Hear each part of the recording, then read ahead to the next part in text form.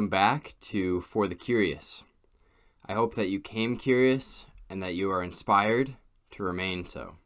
In this episode, we will explore the question, how did the first African American president affect race relations in the United States? It's a complex question, requiring an equally complex answer. For instance, some factors at play. What had race relations consisted of previously in the United States, before President Obama was elected in 2008? How did past presidents address the issues?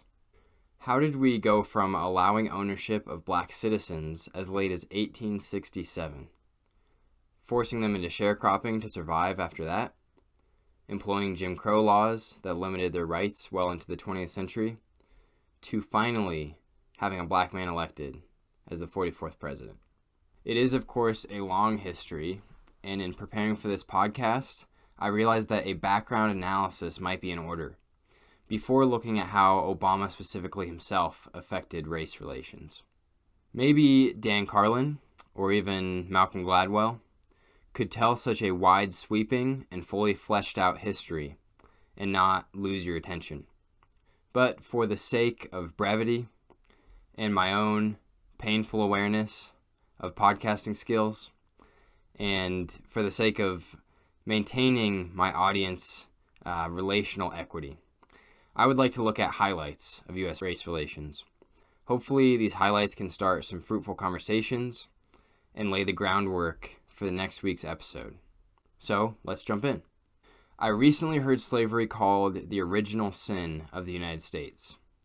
Despite all the country's great attributes and all the prosperity its citizens have enjoyed since 1776, slavery is the foundational egg on the face of the land of the free.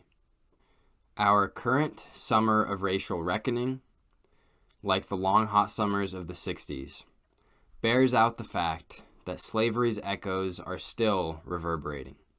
But let's start back at the beginning. The Atlantic slave trade ran from approximately 1526 to 1867, when 12.5 million slaves were shipped from Africa, and 10.7 million of those actually survived the journey. The Atlantic slave trade was probably the most costly in terms of human life of all the long-distance global migrations, just sheer numbers-wise. This according to the Gilder-Lehrman Institute of American History. It is commonly known that many of the Founding Fathers were slave owners, even if expressing anti-slavery views publicly. These include George Washington, Thomas Jefferson, James Madison, John Jay, Benjamin Franklin, Patrick Henry, and John Hancock. Britannica.com provided this list and also cites those Founding Fathers who didn't own slaves, among them Alexander Hamilton. See the Hamilton play on Disney Plus for more commentary in song form on slavery dynamics in the early United States. And if you're just generally interested in 3 hours of time well spent, Obama himself has recommended the play, and I've been a fan for a long time. Maybe if I get 100 views on this video, I will sing one of the songs from that play. How's that for incentive? On January 1st, 1863, nearly 3 years into the bloody American Civil War, President Abraham Lincoln issued the Emancipation Proclamation, which stated, quote, that all persons held as slaves are, and henceforward shall be, free. This according to the National Archives. The proclamation only applied to states that had seceded from the Union, leaving border states untouched, and those that were already recaptured by the North. It was also dependent on Union victory, which of course did end up happening. Almost 3 years after the proclamation, on December 6th, 1865, the 13th Amendment was ratified, abolishing slavery in the United States. This was, of course, after Lincoln's assassination earlier in 1865. The amendment's famous, and lately somewhat infamous, phrasing, again taken from the National Archives website, says, quote, neither slavery nor involuntary servitude, except as a punishment for crime, whereof the party shall have been duly convicted, shall exist within the United States, or any place subject to their jurisdiction. A look at Lincoln's difficulty in getting this amendment approved can be found in the Oscar-winning 2012 movie Lincoln, directed by Steven Spielberg and based on Doris Kearns Goodwin's 2005 book, Team of Rivals. A look at the negative, darker side of the 13th Amendment can be found in the director Ava DuVernay's 2016 documentary, 13th, which focuses on the clause that allows slavery to continue in the form of incarceration.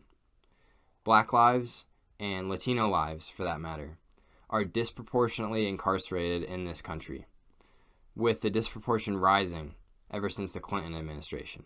Let's read the 13th Amendment more carefully this time, just in case anybody has missed it. Quote, "Neither slavery nor involuntary servitude, except as a punishment for crime, whereof the party shall have been duly convicted, shall exist within the United States." So while surely the 13th Amendment was progress, surely it was good for the soul of the United States, good for its citizens, especially improving the lives of its black citizenry, racial prejudice was still mandated by punitive action and the continuance, at least in one form, of slavery. Let me just insert here an idea that seems to hold true across the realms of human activity, including economics, politics, and society more broadly. The idea is that the pendulum swings back and forth. In other words, popular opinion and action swings across the spectrum of left-right, right-wrong, humanitarian, individualistic, etc. With time comes change, this is well known, and that change is usually back and forth between extremes. For instance, there's the injustice of the Atlantic slave trade, and with it the erroneous belief that darker-skinned humans are somewhat subhuman. Now, Sam Harris points out in his 2010 book, The Moral Landscape, that human populations can vary in degrees of bone structure, strength, intelligence, etc., but this is just based on being isolated from other populations and evolving separately. However, countless scholars recently have helped debunk the myth of race, defining it as little more than a social construct. For a short and clear video on this complex idea, see Vox's The Myth of Race, debunked in 3 minutes, in the description. Anyway, so the pendulum swings from the Atlantic slave trade to many founding fathers being anti-slavery philosophically, but not many willing to give up their slaves, and therefore wealth, during their lifetimes. Abraham Lincoln fought to end slavery, and it became one of the reasons that the Civil War drug on, because many were obviously against the idea and willing to die for it, amongst other notions of freedom. The heroic president was assassinated, but not before successfully ending slavery, albeit with the major caveat that we discussed. Then the pendulum swings back toward tyranny with Jim Crow laws. Jim Crow laws were set in place immediately following the close of the Civil War. According to History.com, there were, quote, a collection of state and local statutes that legalized racial segregation, named after a black minstrel show character. The laws, which existed for about 100 years, from the post-Civil War era until 1968, were meant to marginalize African Americans by denying them the right to vote, hold jobs, get an education, or other opportunities. Those who attempted to defy Jim Crow laws often faced arrest, fines, jail sentences, violence, and even death. It's important to note that while this collection of laws was stricter in the southern U.S., the northern states were far from immune. History.com's editors point out that, quote, some states required black people to own property before they could vote. Schools and neighborhoods were segregated, and businesses displayed white-only signs. Post-World War II, civil rights activities increased, with a focus on ensuring that black citizens were able to vote. This feature played a significant role in President Obama's life as a community organizer, where he galvanized black voters to action, as discussed in the previous episode. Unfortunately, the black vote, the Hispanic vote, and all working class voters are currently under fire. See the BBC article on the U.S. Postal Service in the description for more information on this current dilemma. For now, let's get back to our history. The post-World War II U.S. saw the beginning of the Civil Rights Movement, and eventually the leadership from Stokely Carmichael, Martin Luther King Jr., and Malcolm X led to the repealing of all Jim Crow-related laws.